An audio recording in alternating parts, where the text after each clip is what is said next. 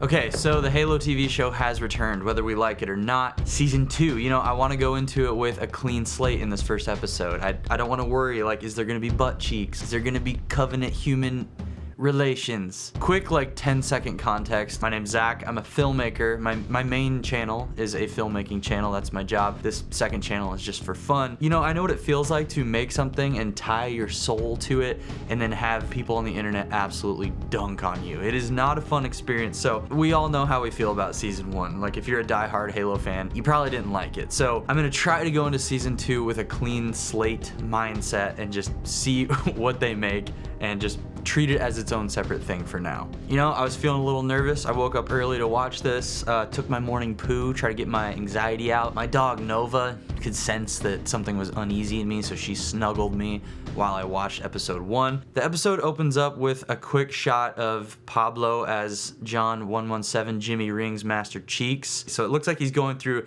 some sort of procedure, and then we get shot into kind of a war scene. Now, I will say, my initial reaction was, okay, the quality has been upped. The visuals are a little bit more polished. I like the camera movement a lot better. We're gonna get into that kind of stuff as we go through this video, but right away I was like, okay. I started to sit a little bit cozier once I saw like the first battle scene unfolding. So they're on a planet called Sanctuary, I think. There's still some freaking weird cult that I don't give a crap about. And then Spartan Vanek starts talking about how he took his pellet out and now he watches animal programs.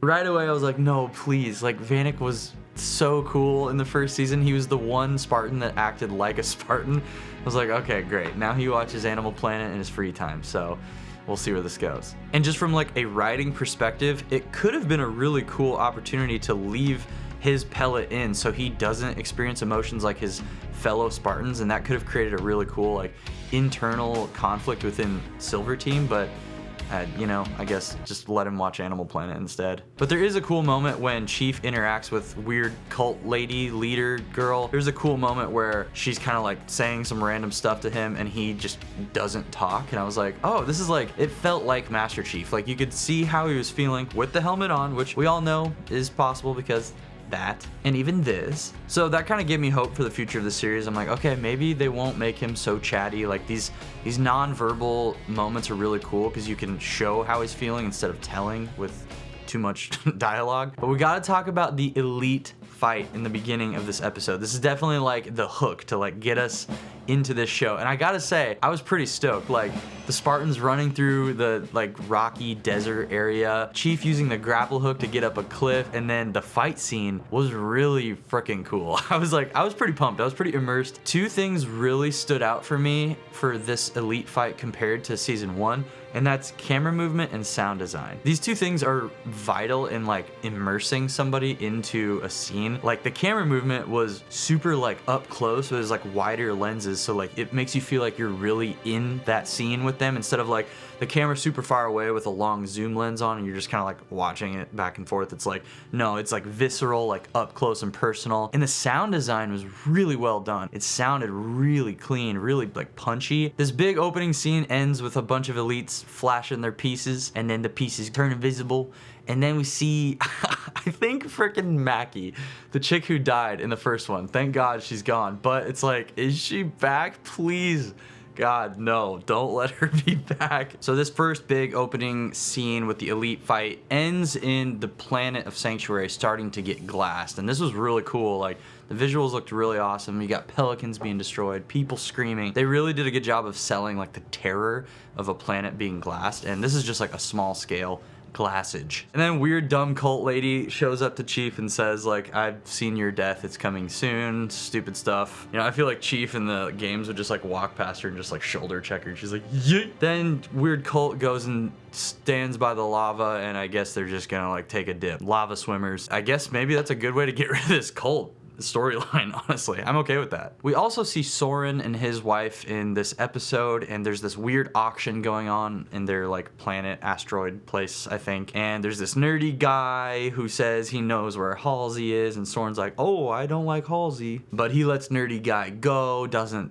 by him, I guess. Then Soren goes home to his wife, and there's actually this really good scene of like conflict between them, and basically his wife's like, we should leave, I'm scared, the world's on fire, and Soren's like, we don't leave. And then basically he decides he should probably get in touch with Nerdy Guy so that Nerdy Guy can take him to where Halsey is, because he can get a bounty from her and get revenge, all that kind of stuff. Chief and Silver Team run into this Ackerson guy on their ship, and he's basically like an Oni leader guy. You can tell he's a little bit scummy. And John has like a one-on-one conversation with this Ackerson dude. And the way they filmed it was really cool. It was like very handheld, so it kind of added to the anxiety of the situation. And they used extreme shallow depth of field, so like only their eyes were in focus basically. And it just kind of added to that tension that Chief's dealing with, because he's having these weird hallucinations, I guess. And Ackerson thinks that Chief and Silver Team are unfit to be used right now because Chief is having these hallucinations and he's not fit to be like a good leader right now. Which brings us to this other Spartan team, which is Team Cobalt, I believe. This scene was one of my favorites in the first episode. Cobalt comes in and talks to Silver Team in like a locker room area, and Cobalt Team is just talking smack about how Silver Team like has feelings now because they took their pellets out. And freaking Riz, which is the funniest name, has absolutely zero Riz, especially in the comedy department. She tries to fire back a little burn.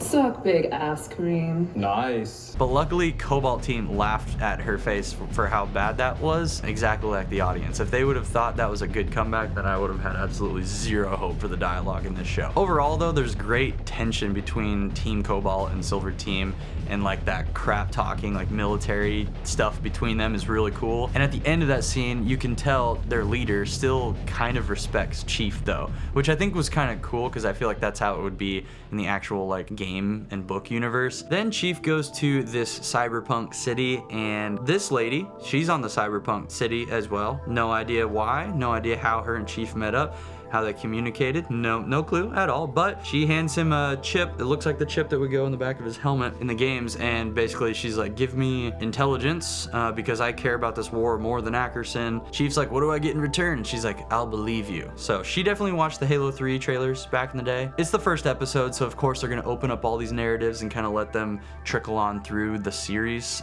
So I guess we'll just wait and see what happens with that too. But the biggest disappointment with the cyberpunk city is that we almost got Poncho Chief back, but this time no armor. Obviously probably wouldn't have made sense to have Poncho Chief in there, but can you imagine how cool that would look? And then we could call him Poncho Schreiber. I mean, you're welcome. All right, let's wrap this up. The final climactic point of episode 1 is Soren and Nerd Guy go to this spaceship to find Halsey in this cryo tube. Of course, Halsey's not in the cryo tube. It was a twist at the end, and Nerd Guy is actually some sort of like cop or Oni or something like that. So Soren's team doesn't help him. They fly back home for some reason. No explanation there. They just fly home, and all these space cops come out of the shadows and arrest Soren. We also see Mackie again. Please stop showing her. And I think we might have Arbiter. They're hinting at a leader of the elites.